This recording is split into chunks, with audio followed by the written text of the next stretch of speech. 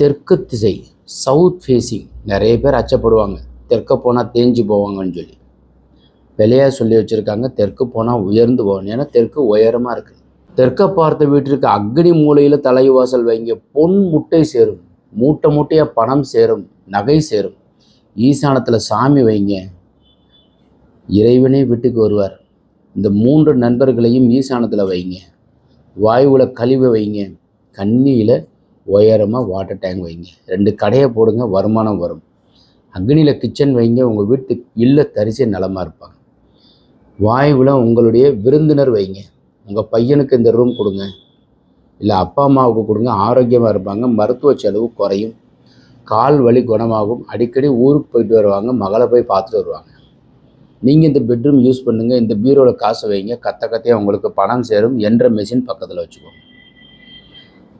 So இது 33க்கு 54 225 குழி கருடமனை. பொருள் சேர்க்கையும் காசு பணம் கத்தையாக வர்றதான் கருடன் உயரமாக பறக்கும்.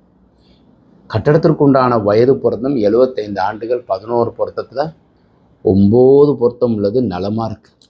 இது மாதிரி பிளான் தேவைப்பட்டால் கான்டாக்ட் பண்ணுங்கள். வணக்கம் ஃப்ரெண்ட்ஸ்.